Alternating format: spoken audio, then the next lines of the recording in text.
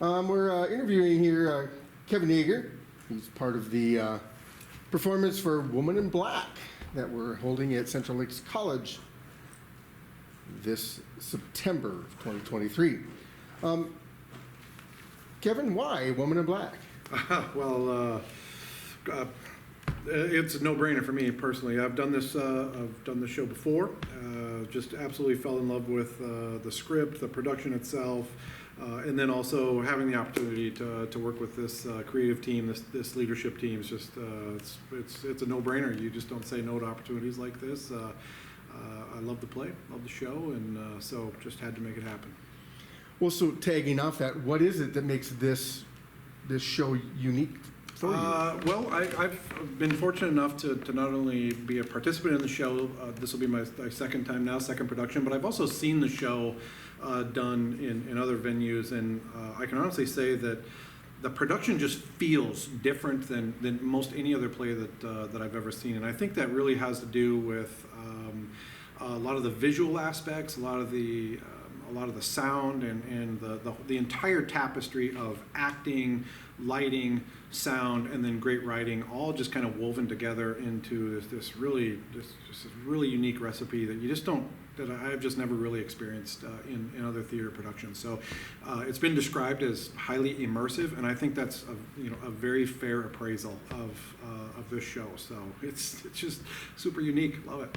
So you mentioned immersive. So what moment in this performance do you believe that people are going to take away or remember the most? Well, I don't want to give away any spoilers here, as this is a bit of a mystery type play with some whodunits involved. But I guess I think that depending upon the people who attend, and that's one of the things about great writing is that every different person has something different to clutch onto. So there are moments here where there are paternal elements here. There are parts of the story that are very subject to personal horror, personal tragedy, personal loss, those types of things, as well as a lot of those great shock and awe moments, again, with lighting, sound, and those types of things. So there's something in here for everybody that we'll enjoy.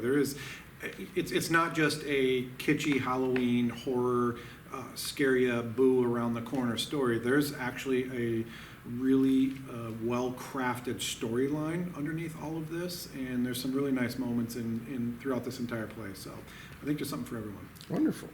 Thank you. So the setting of this is in London. Mm-hmm. So clearly you have to alter your voice for this. So how did you plan and prepare for this role? Quite some time ago, actually I don't know that it was this play, but quite some time ago I took on the help of an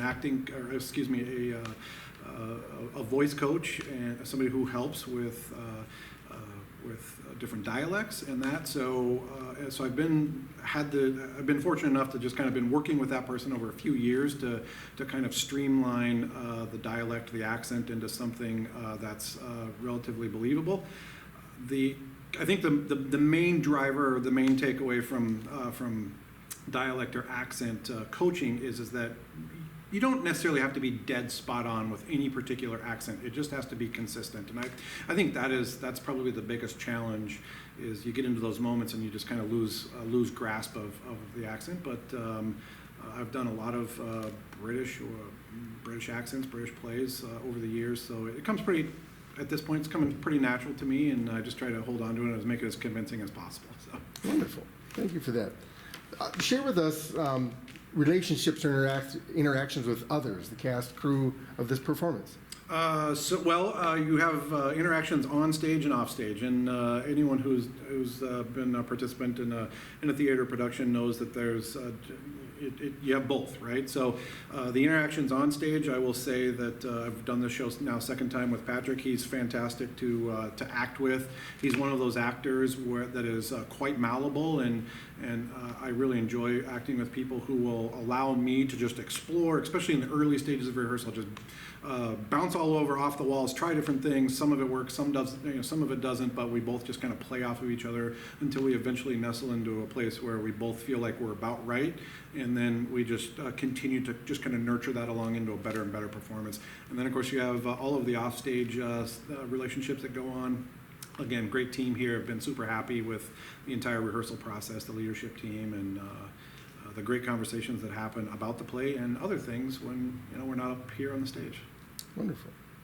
One final question Yeah. for you.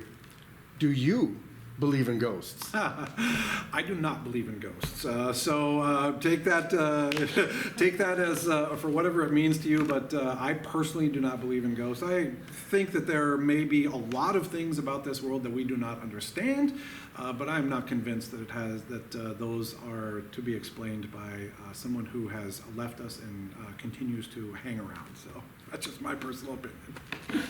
I thank you for taking your time out to allow us to interview you. Absolutely, thank you so much. I appreciate the opportunity, and just encourage everybody to come and see it. It's a fantastic show. Thank you.